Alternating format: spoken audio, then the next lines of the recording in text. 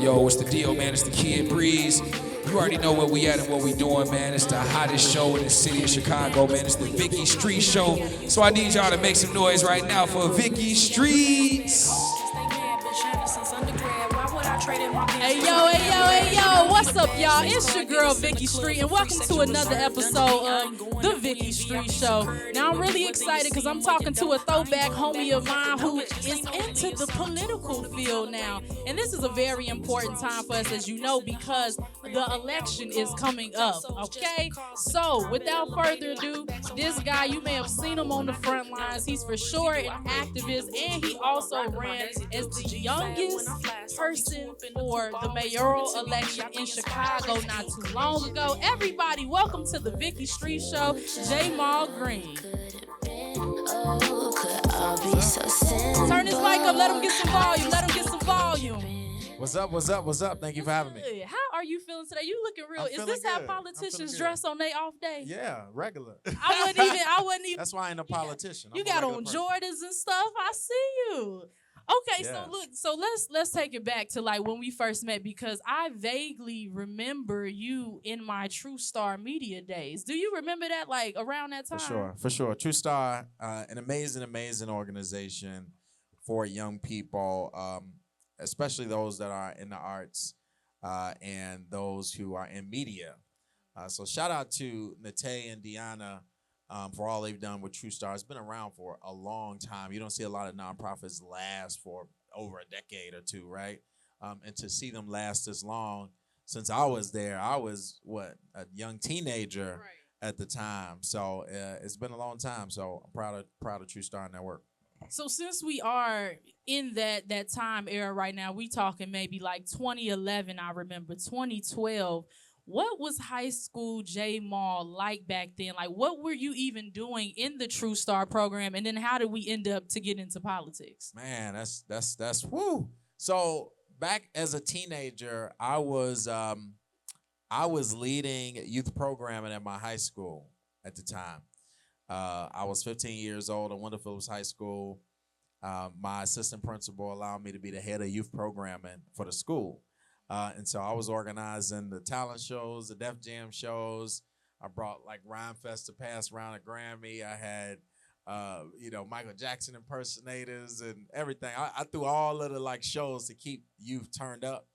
And I even led my first peace march when I was 15 years old down King Drive, from 47th and King Drive to 63rd and King Drive, with all the politicians, all the youth from school.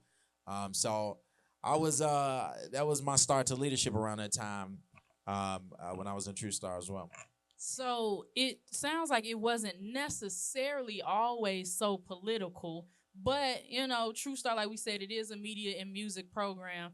And in doing some of my research on you, why did I find a music video from you? Like, why would I find something like that? What's that about? That's my first profession. Okay, so you were doing singing, and was it rapping too? For sure. Since I was a young boy, I think that's my passion. I'm also a ghostwriter as well. Get out of here. I got some hits, from artists under different labels. But so music is definitely my first passion. So I was in media with True Star as well. I was hosting Teen Talk radio show as well at the time. So I was hosting Teen Talk, doing a lot with True Star. So I've always been in the media field as well as music since I was a very young boy, and I started singing when I was in daycare, leading Christmas shows when I was a kid. But see, I'm still trying to pinpoint like the exact moment that you did the switch from so much music to straight up politics and activism. Yeah. Well, I think activism and politics was more of a calling and a purpose, not something that I wrote in a diary, okay? Like, it wasn't like, I'm writing this in my journal, this is what I want to be. It was more of a calling based on what was going on in the circumstances in our neighborhoods. For example, one of my, first national moments was leading the Laquan McDonald movement, right? Laquan was shot 16 times by Jason Van Dyke. And that was one of the times where I was the Put the Guns Down ambassador for the city of Chicago when I was 18 years old. So I had a relationship with the city going into the schools. And then this video, they brought us in, Rahm Emanuel brought us all in the room to try to, calm things down and tell us about a video that was about to release on a 17-year-old boy. After that video released, I became his biggest critic because it was no way that we could side with Rom after he helped cover up a murder of a 17-year-old boy, right? And that was kind of my first national push, because after that, most people saw me all over the news nationally, really speaking out for what's going on in our neighborhoods and young boys who are being killed by police, but young boys who are going through what they're going through and how we can change things, especially coming from where I came from in Inglewood. So that's kind of where that shift really happened. The Kwame McDonald movement was probably that. Okay, so is it safe to say that being that where you're from, Inglewood, like my question was going to be, what inspired you to expand your idea of Chicago beyond where you were from? Because a lot of people are quote unquote products of their environment, but how did you not become one?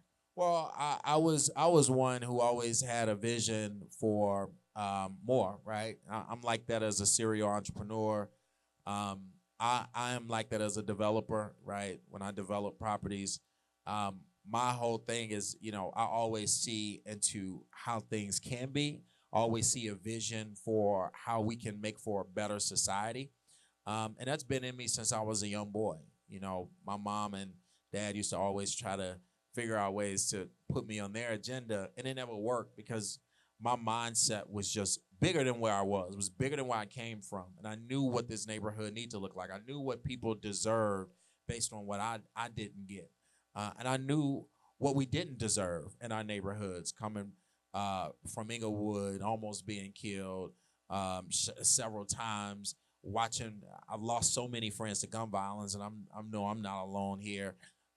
Being in an underfunded school, food desert, mental health desert. Like, when you come from literally the trenches and you come from nothing, you see the power of, I was more motivated on how I can help change the neighborhood versus be a product of it.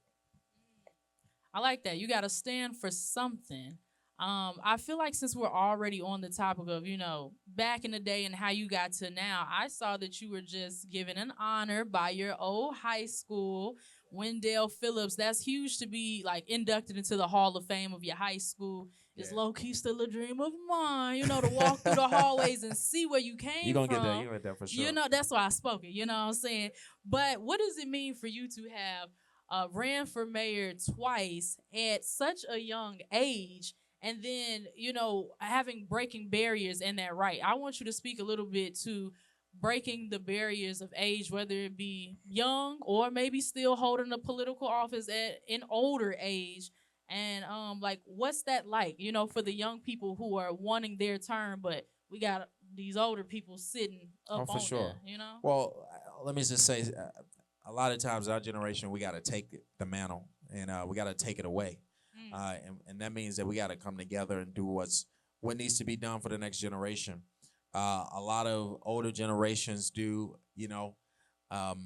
sit back and want to only vote for those in their generation and not give us power, which is why I'm not mayor now, and now they crying because we got a bad one. Oh, but Lord. That's a different story. At the end of the day, it's going to take for us to really come together so that we can take these leadership roles, as well as make sure that we have what we need so that we can create sustainable families.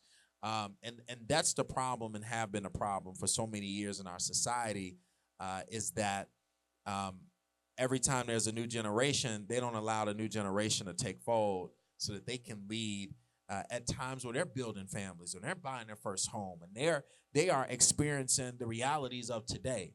Whereas the older generations, look at Congress. You got a senior citizen home in Congress. Everybody in Congress 70 and up, right? So it's like, these are people who live the vast majority of their lives already. These are people who are baked in their pensions. These are people who are millionaires, right? They have they've already lived their life. While we are trying to fight them to make things better for us, we should be in these leadership positions to move things forward because we already know what needs to be done. And so, first of all, you talked about Phillips. It is an honor to be inducted in the Hall of Fame at 29 years old, right? you don't see that, right? They wait until you get older or die before they give you flowers. So it was a big honor last week to receive that honor and be put in the hall so that young people can learn and be more inspired when they hear my story. But what's also inspiring is Wendell Phillips is the first historically black high school the city had. So when black people migrated from the South and they first got to Chicago, it was Wendell Phillips that they first went to. So all the greats from Sam Cooke to Nat Cole to all of the big greats that was from Chicago, they all either went to Wendell Phillips and then they built DuSable and others. Wendell Phillips was first. So it's an honor because it's a very historic school. I love that. Thank you for that piece of history. And I'm trying to figure out if I can draw it out of your response or not. But like you said, the young people, they just got to take the mantle. Like, break that down though. Like, how do you respectfully go in and be like, I'm young, but I know what I'm talking about. I know I can do this. I have fresh ideas to make the change. How do you do that respectfully? Well, number one, sometimes they don't have to be respectful, especially if we understand what needs to be done. We got to understand that lives are at stake, and our kids' lives are at stake. And they didn't think about that when they were making decisions for many years and many times, which is why we were dealt the hand that we were dealt. And so at some point, it gets to a point where it can be respectful because they got to understand that this is our time to change change things for the next generation. And if they keep on pushing us out the way and not allowing us to take our leadership roles, then our kids are going to suffer worse than we did. Let's look at the numbers. The racial wealth gap when it comes to black people is larger. Let's look at the home ownership rate. It's getting wider. We have less homes, less wealth, less businesses. When we look at the numbers, we are the lowest when it comes to kids' reading rates, right? Most of black kids are illiterate in this country. If you look at every single statistical data that you can look at with how the quality of life in every city throughout this country, black people are at the lowest. Health, right? Number one in heart disease, number one in asthma, number one in all these different diseases where we're living in food deserts and we drinking lead water and all these different things are happening in our communities that's currently affecting our health. So they're affecting our health, they're affecting our schools, they're affecting our wealth. Every single thing that you look at, we are losing in. And so at a certain point, we got to step up and say, enough is enough. Y'all done got y'all money, y'all set. It's time for us to step in with fresh new ideas so we can have a vision for the future, not just memories. Mm-hmm. So what it sounds like to me is we have to radically use our voice any chance and any opportunity we get, for real. For sure. We're in a state of emergency. Okay. People don't understand, and I keep saying this, black people are at war right now. We are at war.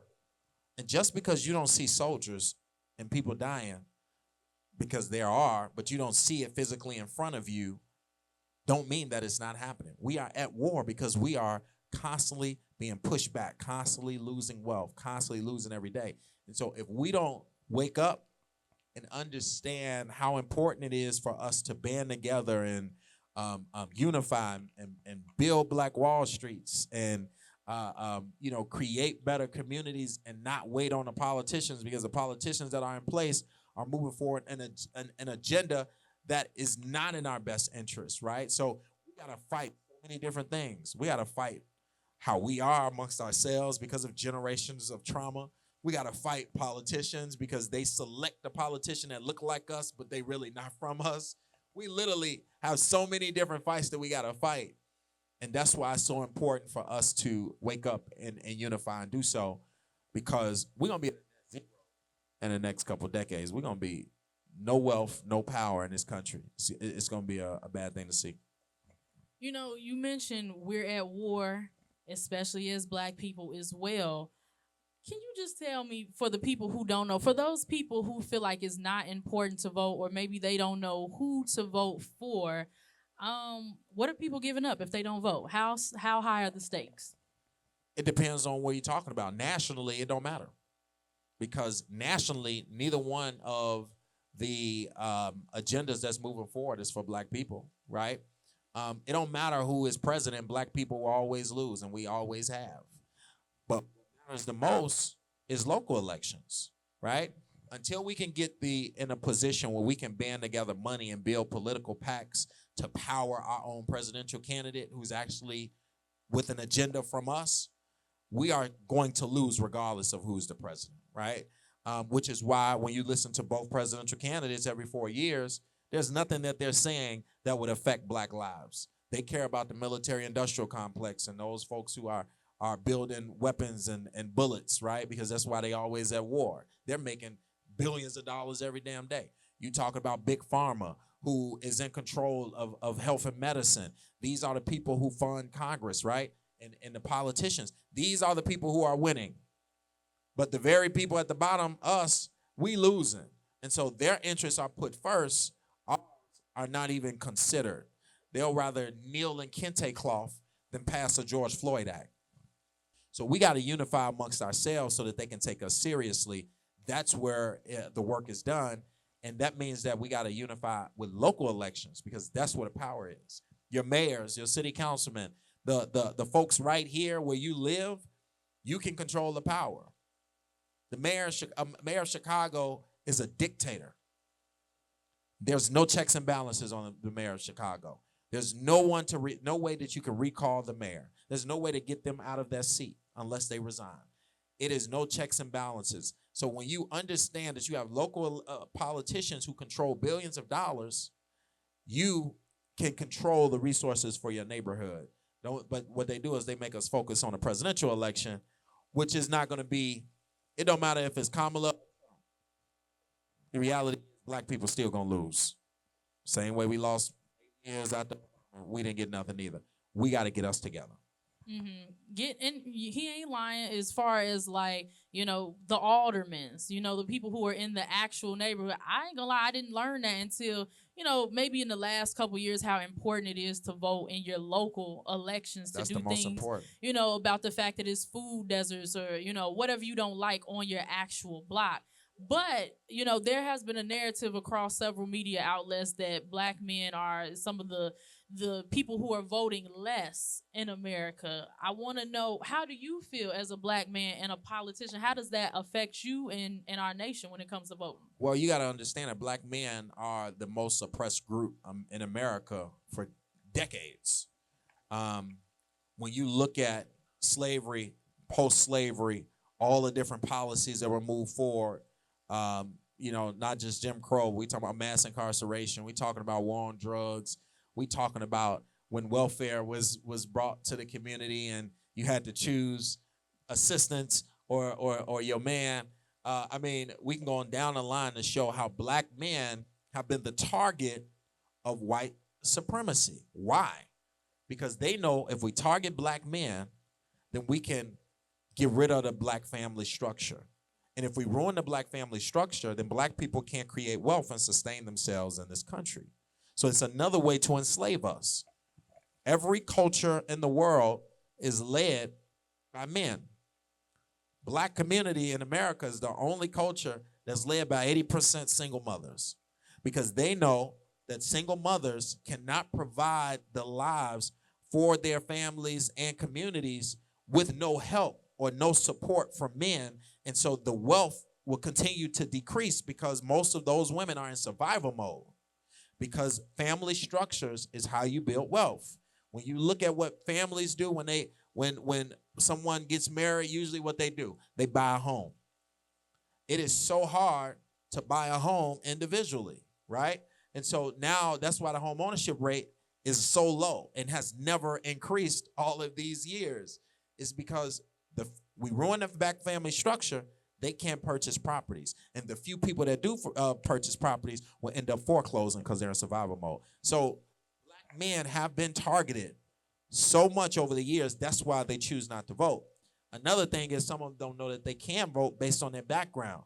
We have a lot of men who think just because they went to jail or got a record that they can't vote. And so education is a key piece. Disenfranchisement is a key piece. Politicians not moving forward policies for black men is a key piece. And we have to understand, and we push black women all the time to say we love black women. But black women, y'all better, we need y'all to make sure that y'all are protecting black men too. And we need to protect each other. So if we go in a room and they say black women only, black women need to say, no, no, no. We got black men that need support too. We got ex-felons out of jail who need jobs, who need some, you know what I'm saying, who need targeted grants for their businesses. If black men cannot sustain themselves and build families, black people will always lose.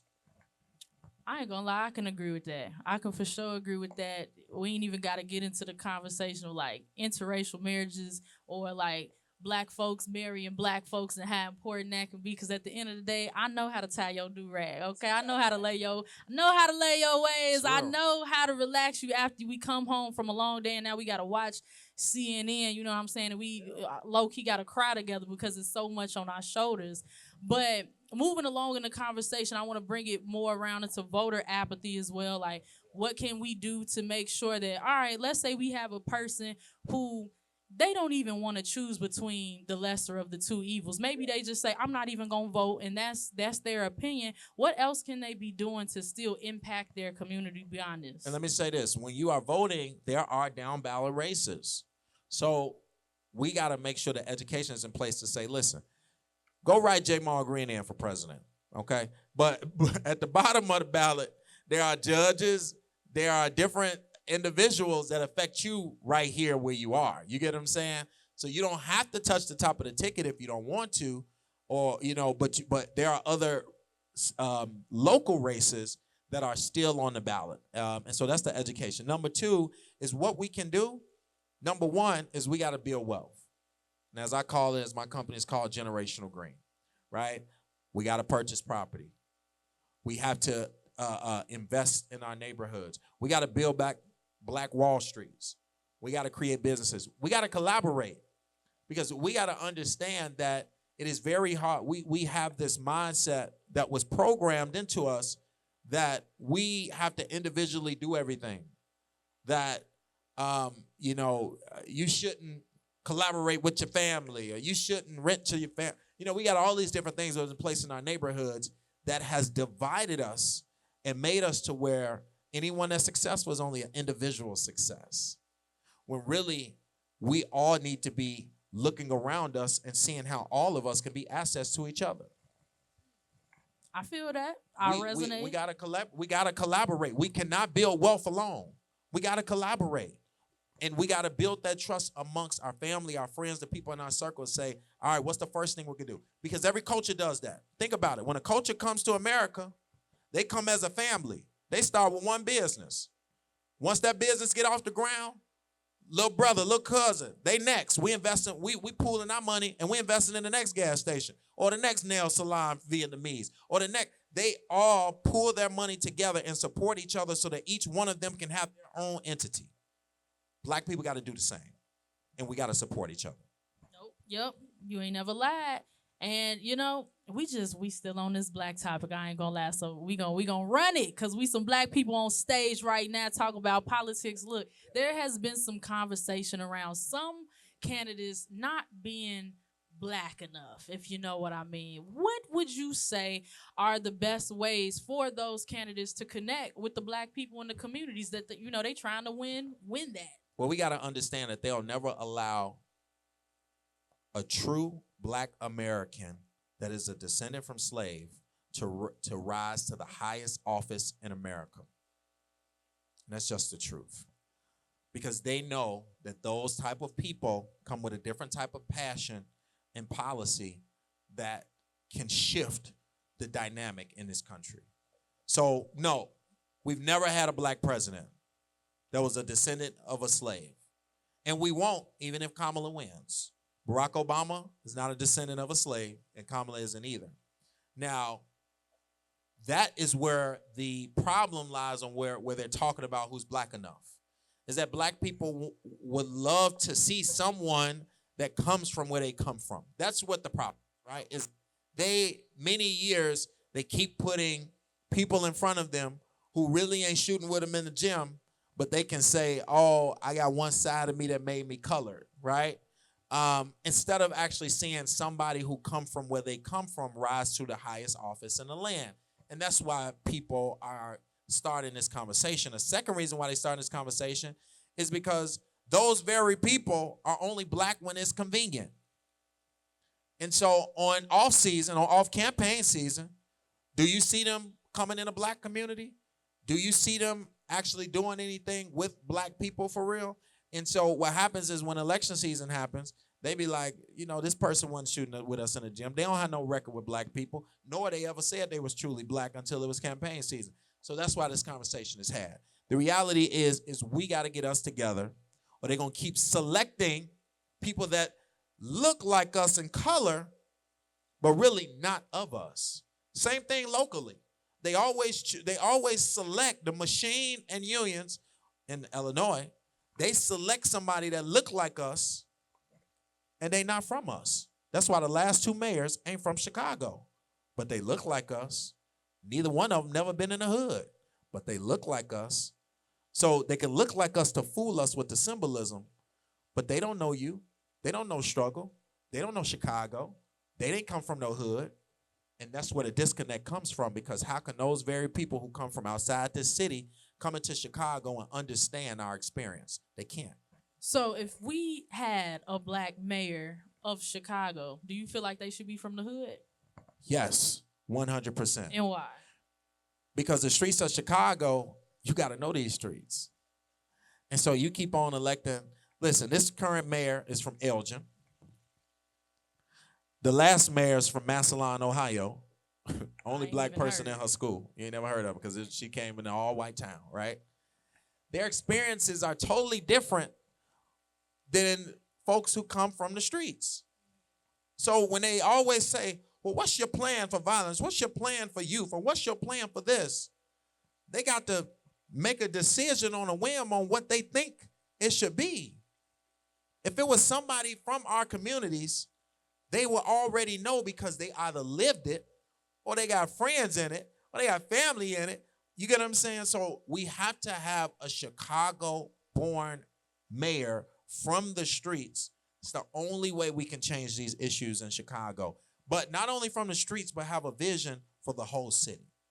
And I also feel like that would make residents and voters trust them more and feel more comfortable, because it'd be like, what you come, it's kind of like the cool teacher in high school. I had this cool white teacher. He was white, but you know what? He knew how to connect with the black students, and it's like we vetted him almost. Shout out to Professor Shadroff, you know what I'm saying, who used to wear the cool Adidas jump ups and get ups. Like, it's stuff like that matters. Even when it comes to the police system, it's certain police, they not even gonna pull somebody over for something petty. It's like, we got bigger fish to fry. And it's like, shout out, I respect you more. But I know that this topic of conversation gets into the realm of pandering, and I feel like I've been seeing a lot of pandering this past week, especially on Twitter. So I wanna talk about a couple of the tweets that I saw this week. So we gonna pull those up right now. The first one being, Trump made a tweet talking about if he's elected president, he's going to make sure all the ice cream machines work at McDonald's. What do you think about that? Because I ain't going to hold you. That would be nice, but I can't be bought. You can't trick me. So what do you think about that? Yeah, I think he's just playing on the McDonald's stuff. The thing is I think it was a good move for him when he went to McDonald's, because he only went to McDonald's because Kamala said she worked there. So he wanted to do a stunt to go to McDonald's and be like, hey, I worked longer here than Kamala did, because Kamala lied and said she worked here and never did. When really Kamala should have been the person going to McDonald's with Fight for 15 workers and talking about how she needs to increase the minimum wage, right? So she kind of missed that moment for her, and Trump did it, right? I think that both of them are pandering for sure.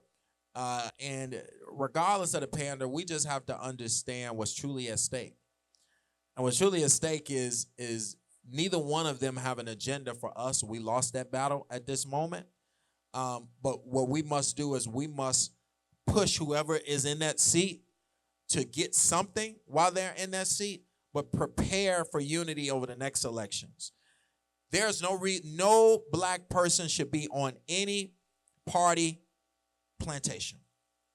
You should not be a Democrat or a Republican because not one party has ever had an agenda for you.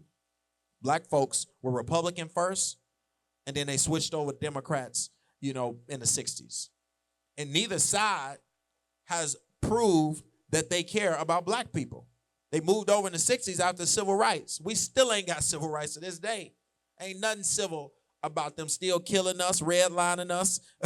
We can go on down the line. We still don't have civil rights, but they moved forward symbolism, and we thought, oh, okay, since we can go into a white restaurant, we good now. And you see what has happened since. Wealth has decreased. So at the end of the day, we got to back up. We shouldn't be affiliated with no party. We need our own unification to say whoever is in that seat, same way Jews do it. Jews don't care if it's a Republican or a Democrat. You're going to do what the Jewish community say because they got the biggest pockets in this country, and they're going to pour money against you. And so we got to get us together or we're going to keep losing. The Democrats, we're voting for them for decades. Not one time have they put reparations on their agenda. It's a slap in our face. So we gotta get us together, Vicki, and that's number one. Okay. So we got a couple more tweets. You might recognize this when I was watching Kamala's rally earlier this week. It says, did Beyonce come out yet? That's all everyone wants to see, a free concert. That was one of your tweets. I know you remember it. And hold on, I'm going to link it with the next one that I found interesting. Thousands of people came to see Beyonce, and they got a 4-minute speech. They got duped. Crying, laughing emoji. Celebrities don't win elections. Policy does. Proactive organizing on off-season does. We aren't fooled anymore. We need tangibles. That doesn't mean we won't accept a free concert, crying, laughing emoji. Explain that tweet. Explain that. I mean, it's the truth. Listen, I'm sick of Democrats not moving forward policies for black people, but they go get the black celebrities to booty shake for us. Come on. We'll take Megan booty shaking. We'll take it. But we need some policies on top of that. And I think what happens is they play in our faces. All y'all want to do is go and get celebrities, but you can't say that you'll support reparations. But you can't say that home ownership rate is the lowest with black people, so we're going to target black neighborhoods for investment and have grants for it. Instead, it's, oh, no, all people can get it. Even immigrants can get it. You get what I'm saying? So they treat us so bogusly, and we continue to stand for it because they throw Beyonce up there. We got to stop playing. Or they throw Honey up there because I was like, what's Honey doing up there? We got to stop playing. It's all this black folks only love entertainment, so just get them an entertainer. Come on, man. They've been doing this for too many years, and we still ain't got nothing. So we're talking pandering versus policy. What would you say are some tasteful ways to pander if they had to pander to cater to win the election? Is there any? If you're going to pander with a policy. Okay? Pander with a policy. Yes, how do we combine those two to make it tasteful enough? Well, number one is you need real tangible policies that make sense. For example, immigrants have an Office of New Americans that was created by Rahm Emanuel right here in Chicago in 2011, is now on a national level under Joe Biden. There's an office that coordinates all departments and monies to make sure that they're supported when they cross that border. There's no reason why black people don't have an office for descendants of slaves so that they can coordinate efforts to enhance the lives of black people and bring forth some equity. When you talk about reparations, we know what is owed to us, what they've done to us. Still to this day, we're experiencing the effects of slavery. And the more they push it back, their excuse is always going to be, well, we ain't them people. No, but guess what? You benefited off of your ancestors doing that to us, still to this day. That's why you have multi-trillion-dollar banks. That's why J.P. Morgan collateralized slaves to build their bank. That's why you have all the privilege and wealth in America is off of the backs of black people while we have the least. Reparations should be on the agenda.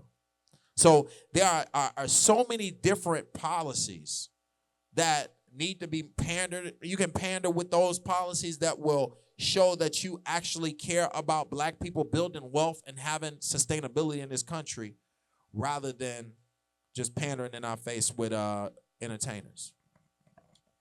Let's shift a little bit before we go to our break. Let's shift a little bit and talk about the black dollar, because I understand you're a developer, right?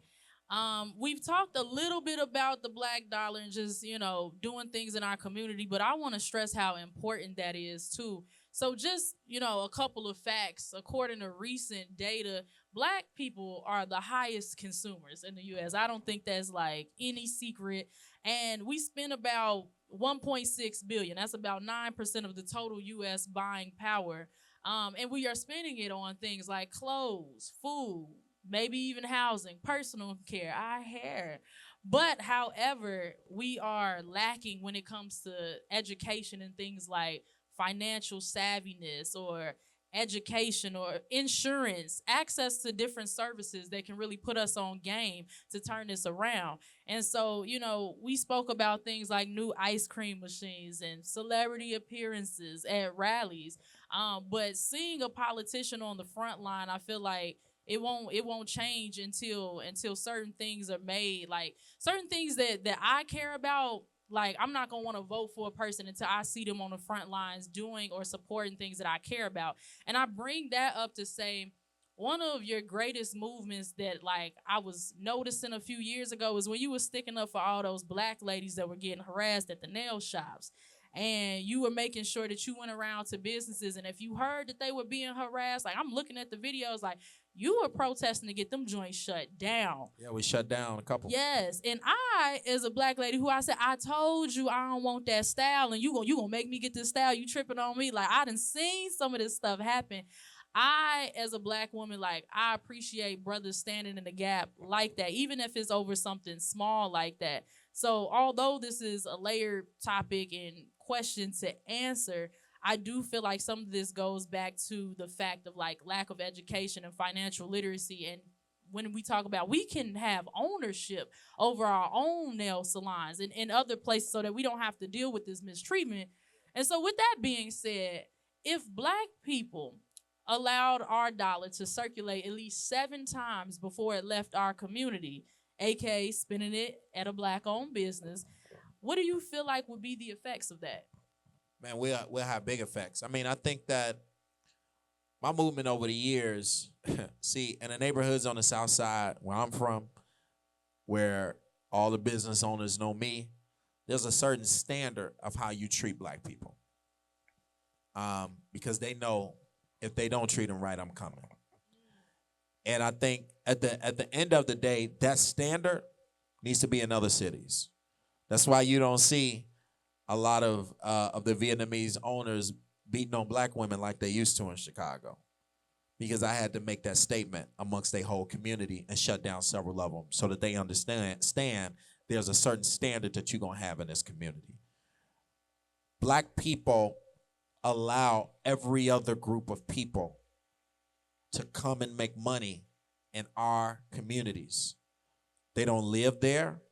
They don't send their kids to school there. They don't pay taxes in that community. They come and take our dollars and they take it back to their neighborhoods. A lot of times they send it back overseas to their family, right? And so there is no circulation in our community. And most of them businesses won't even give a damn book bag away, okay? So they don't really care about the community to even give back. That's why it's important for us to build our own businesses in our community.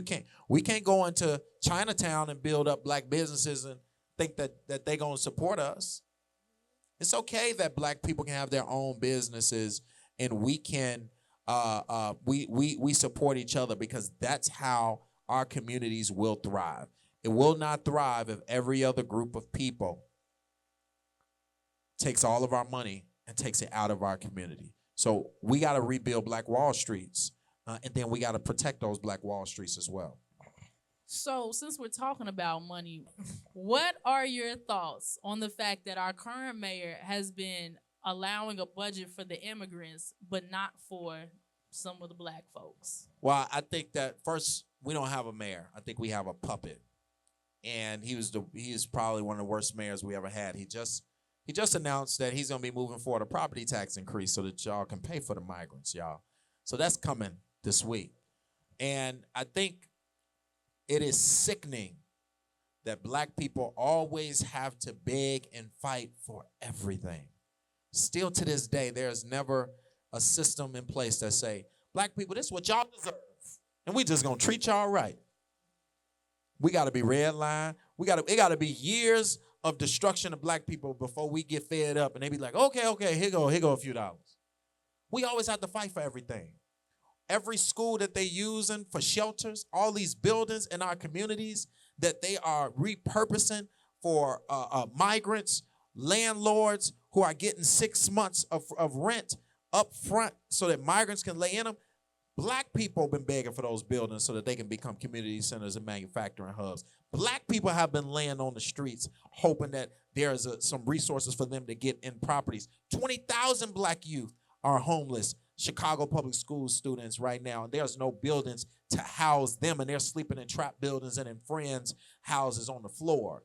Yet, there are folks that can cross the border, not pay $1 in taxes, not have no stake in this country, and we can spend millions of dollars a day.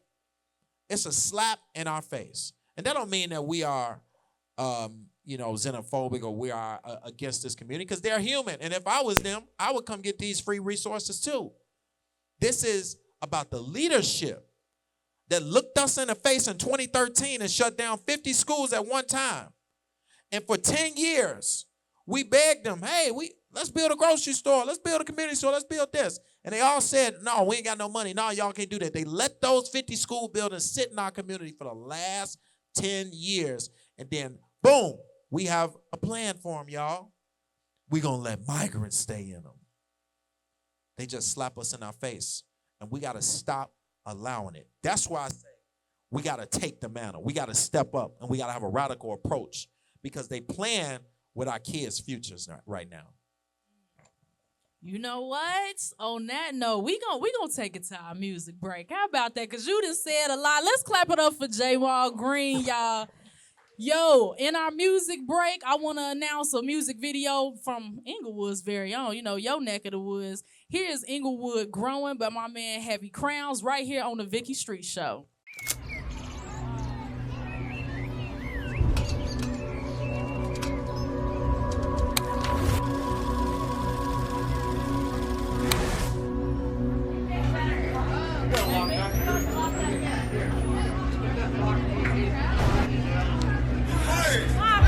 Can plant trees in that order. We going like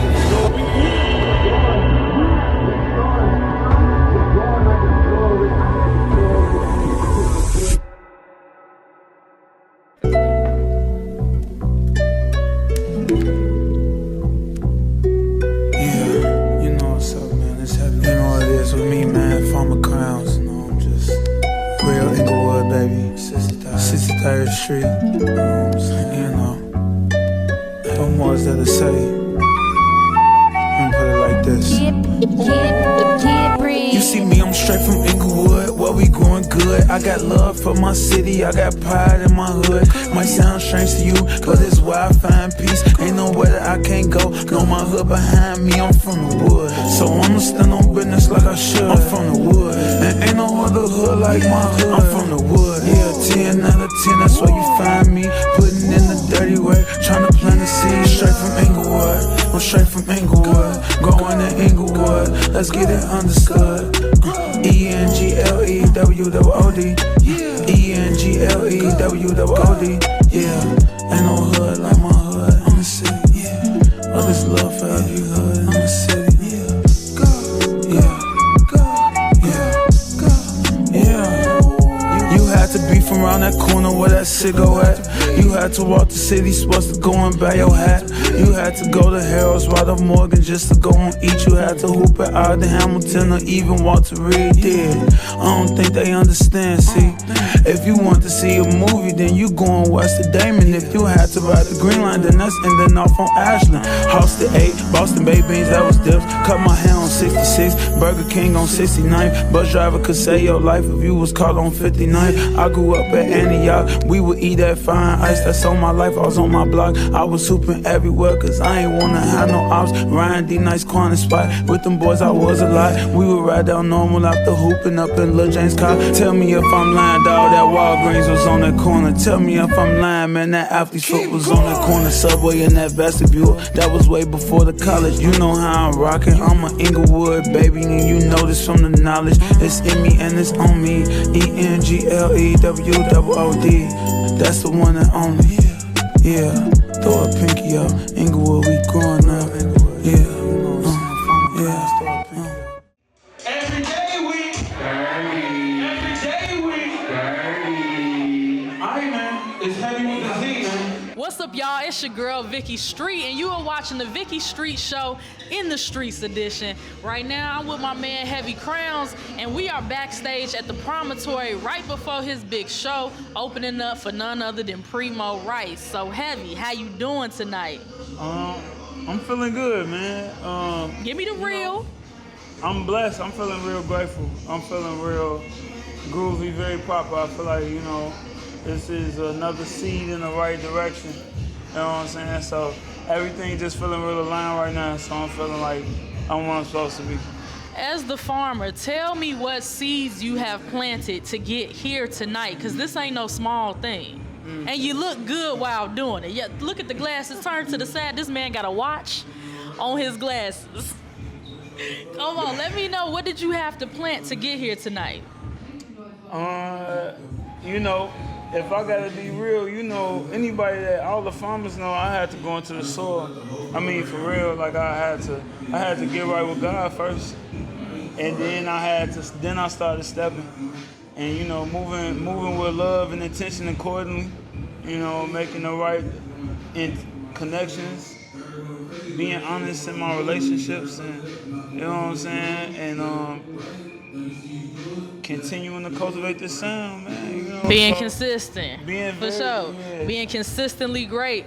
Now, as an artist, it can get hard to be consistent. It can take a toll on us. But I know a lot of the stuff that you do, you go the natural way. You got your water, you got your fresh pressed orange juice.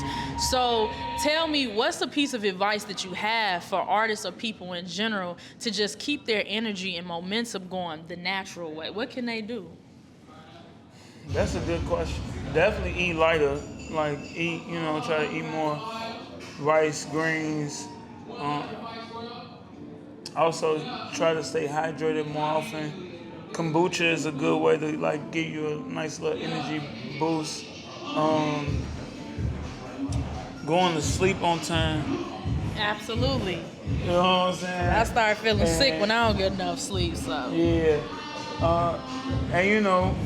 I think just trying to, and eating more fruits will give you some energy boost too. So, yeah, a couple of things like that. I think coconut water too is a good energy booster. Pineapples. Yeah. Absolutely, and you preach that in your music for sure. And I love how you tie symbolism and personification into your music.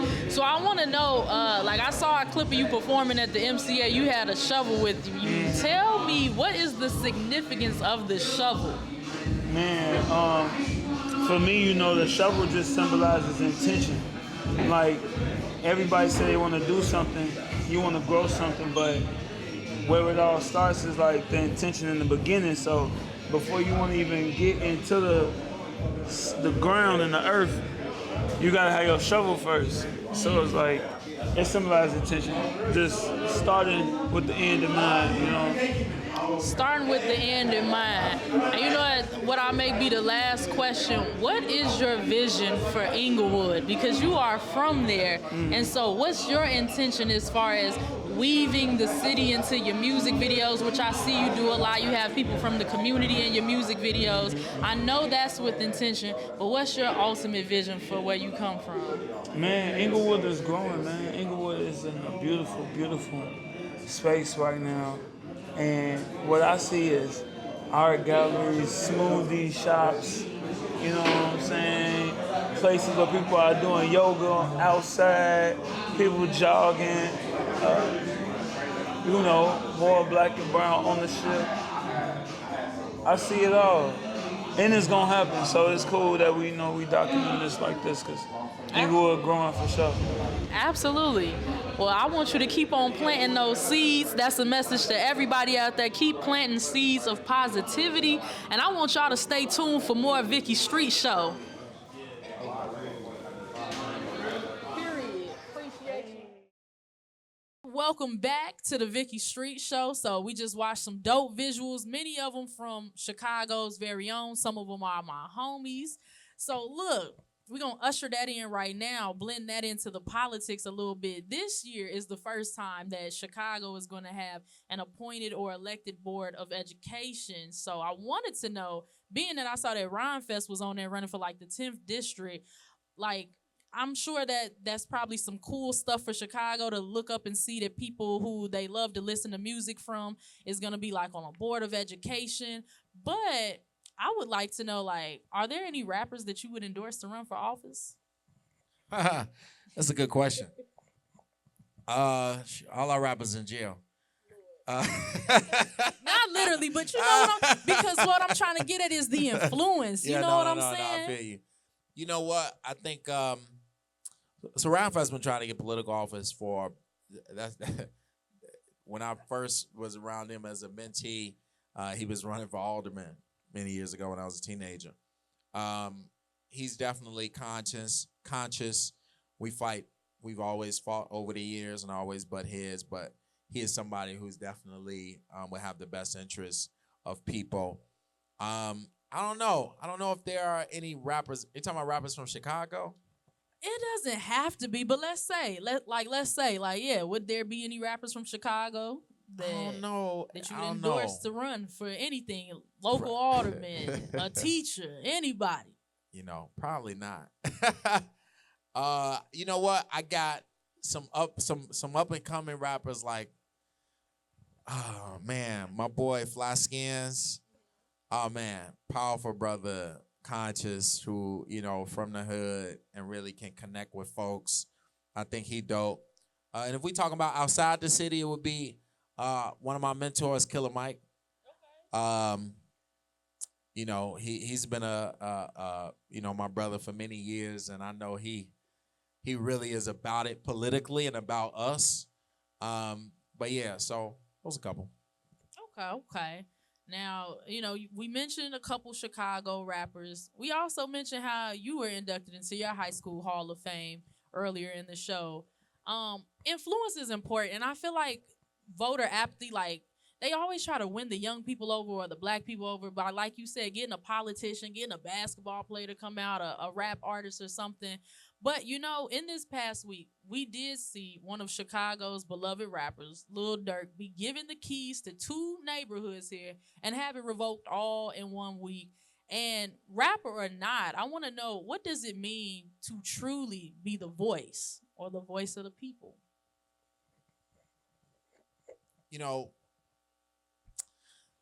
Let me say this about Durk real quick. As somebody who has had many conversations with him about moving our young people forward and moving his life forward.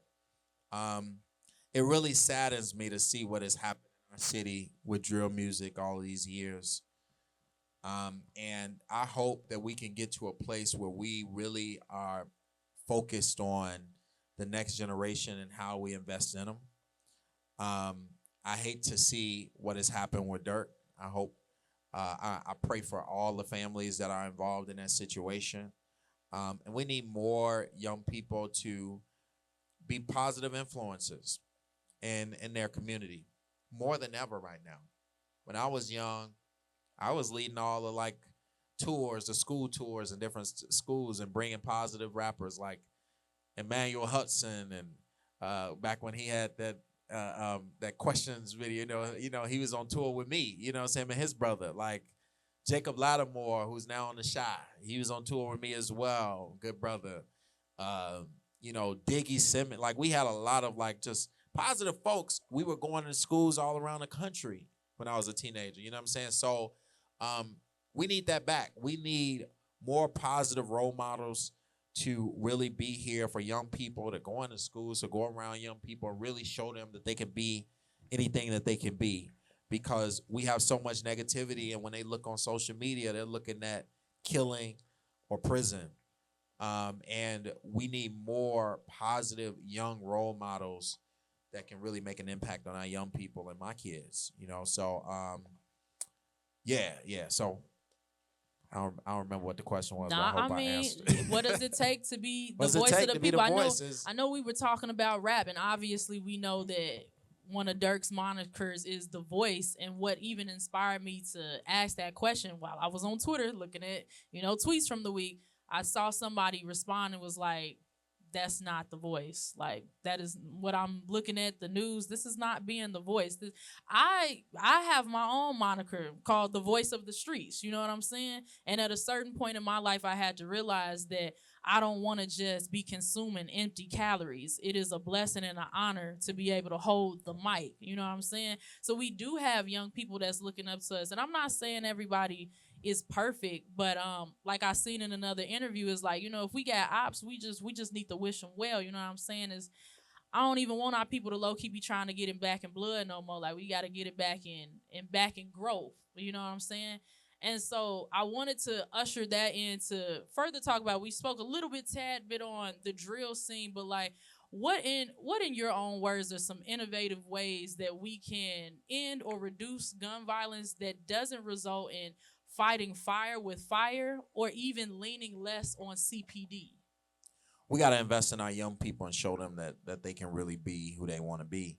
Our schools should have after-school programs throughout the day to 8 o'clock. I mean, real after-school programs. We got to bring arts back.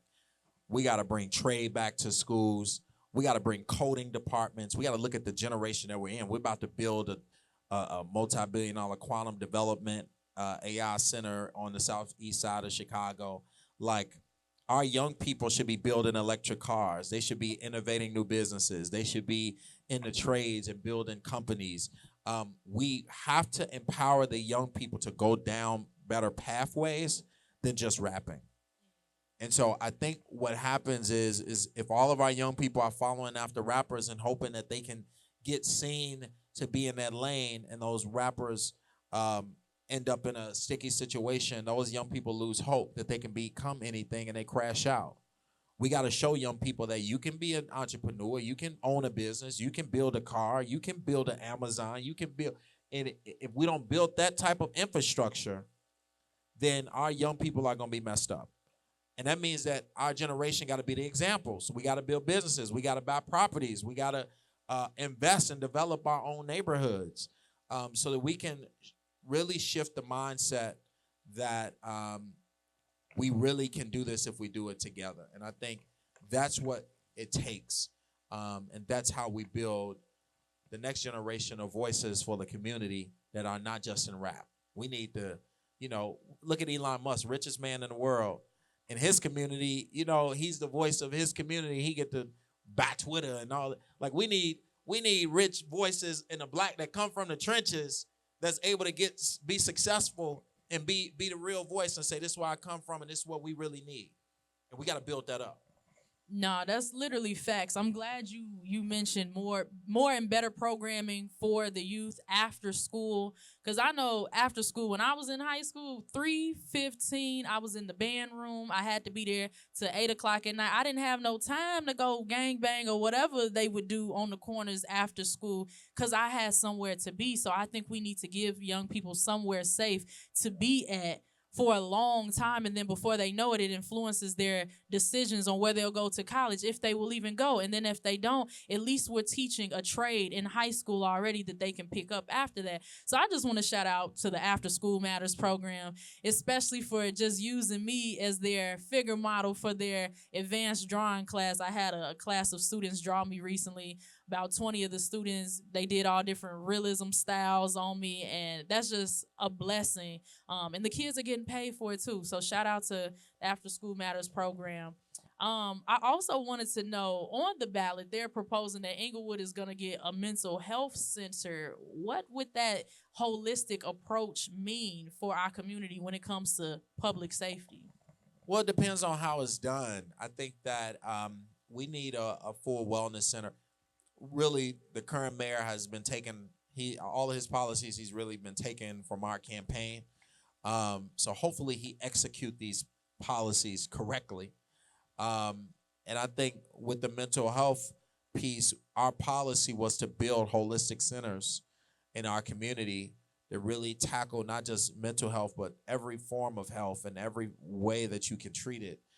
So that it is a center where everyone can come, no matter their job profession. It could be community police, etc., so that they can get the help that they need, not just like a mental health facility where they think is just for crazy people, right? We need a real holistic center where people feel comfortable coming in and getting psychiatry or doing yoga or karate box. You know, it could be a very full holistic way of getting well and getting treated.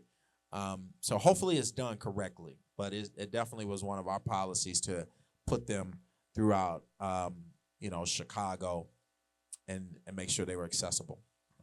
Got you. And just to wrap these up, our final questions. Who would you say people should vote for? Not saying specifically, but like, who do people vote for when they don't know who to vote for? Vote your conscience.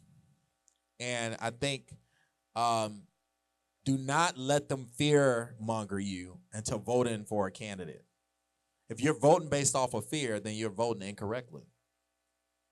Vote based off of your conscience. Vote based off of who you feel will do you justice. Just like I was at an event the other day. You know, Cornel West is on the ballot and Jill Stein is on the ballot. And these are presidential candidates who are independent and third-party candidates that no one talk about, right? And they say, well, if you vote for them, you're throwing away your vote. No. I can vote for who I want to because I'm voting my conscience. And if an independent candidate gets a certain number of votes, it places them in a higher stature for the next election, right? Because they have created this two-party system. They want you to believe that there would never, ever be a third party. But if you actually vote for a third party enough, then they will get ballot access and resources to run the next election. You get what I'm saying?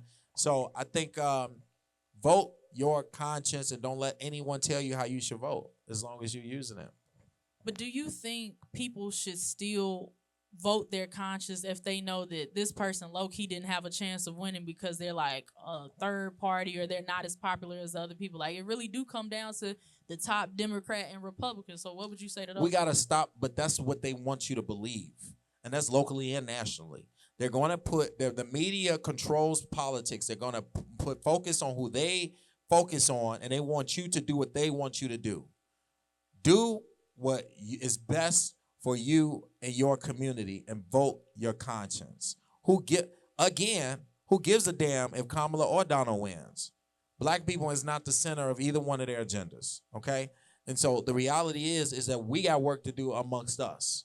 And so if you don't feel comfortable, feel like Kamala deserve your vote, then don't vote for her. You don't feel like Donald deserve your vote, don't vote for him. If you feel like a third-party candidate like Jill Stein and Cornel West, who both are actively fighting for reparations, and I'd rather give my vote to the person who's fighting with a black agenda. And I have a right to do so. So it is your right and it is your vote. Don't let nobody tell you how you should vote. And don't let them fearmonger you on what they believe the consequences will be. So you just mentioned that you would rather give your vote to a person who is, supporting the black agenda. Would you mind telling us, if you feel comfortable, who you would vote for and why, if you feel comfortable? Well, I'm silent on my vote right now because the Twitter sphere is waiting on it. Let me just say, would you even vote? See, that's the thing. Would you even vote? Yes, I'm going to vote. Okay. I always have voted. I've voted since I could vote, since I was 18. But on this time, I'm being silent with my vote. Okay, I got you. I respect that. Yeah. So with all of that being said, and there's so much information to consume, what would you say are some trusted sources that you suggest for people to turn to get their voter education? They need to research. I think that they need to read everybody. The problem is people focus in on one media source. Don't just focus in on a conservative source or a liberal source. Read everybody so that you can really be well versed on how everybody's talking about things. Everyone talks about it differently, from the print to CNN to Fox to MSNBC. Everyone talks. So, and don't let mainstream be your source for news only. So you got to go back and actually research what these things mean and how it really affects your community. And a lot of times you got to read the policy. I'm a policy reader, right? So I will go and read the policy and see what it actually says and how it affects us. So really do in-depth research is my view. But do you have like any specific outlet that maybe you really like that you can refer people to? No. No? Okay, I got you. Well, we gonna throw up some of mine in the post-production. You'll see it. But I do want to thank everybody for staying tuned and watching the Vicki Street Show. I want to thank you for your time. No, I appreciate it. I appreciate you. Yeah. And on that question, it's because we don't have real journalism anymore. And so it's very hard to follow. There are certain groups right here in Chicago who are just biased journalism groups, and they're black. It is very hard to follow any company, media company, that are going to be biased and not going to be neutral. So if you can fund my campaign, if your campaign can fund my media company, and I'm putting out nice soft articles about you and against your candidate, it's biased. And so at the end of the day, a lot of media today is not real journalism. That's another thing. We need real black journalism to come back. We need our own journalism because none of these journalists are are unbiased. They're not. You can read them and tell, oh, they like Kamala. You can read them and tell, oh, they like Trump. They're not right down the middle. And that's what journalism is supposed to be about. Definitely supposed to be unbiased. So I've tried my best to just ask what the people may want to know and remain unbiased. But, you know, the proof is in the pudding. And like you said, I encourage everybody to do their research. Google is free for sure. I think Associated Press is a decent way to possibly just get straight up real-time facts and news, but go beyond that as well if you can. And so with all that being said, get out there and vote. Early voting has already started, and make sure you're at the polls on November 5th. I want to thank you for stopping by the Vicki Street Show. And I appreciate all that you do. Get sure. your news from right here. I'm just saying, he said it, I didn't. All right, hey, do a Vicki Street Show drop real quick for me. Let them know who you are and where you're at right now. I'm Jermaine Green, and I'm right here at the Vicki Street Show. Make sure that you tune in. Period. I'll see y'all next week, y'all. See you later. Hey, yo, let me get that music, Breeze. Spin us out. And now I'm living in correctional facilities. Cause some don't agree with how I do the remix. Let's go. It's your girl, Vicki Street. She got everything you need. Hottest thing on TV. You can't help but be prestige. She'll put you on the latest tea. Anywhere you go, you'll see. She's the voice of the streets. It's the Vicki Street Show. From the east to west coast. It's the Vicki Street Show. If you don't know now, you know. It's the Vicki Street Show. Now hold up, wait, y'all really thought I was finished? I took a second for myself and now I'm back on my business. Your girl back on the block with it with some homies of mine. So tell a friend to tune on in, cause we gon' have a good time and we gon' get real jiggy in the Windy City. Good vibes, homie, don't be acting sedity. You know the revolution won't be televised, happening before your eyes. And if you ain't about this glow, then get about my video. Vicki Street Show. From the east to west coast. It's the Vicki Street Show. If you don't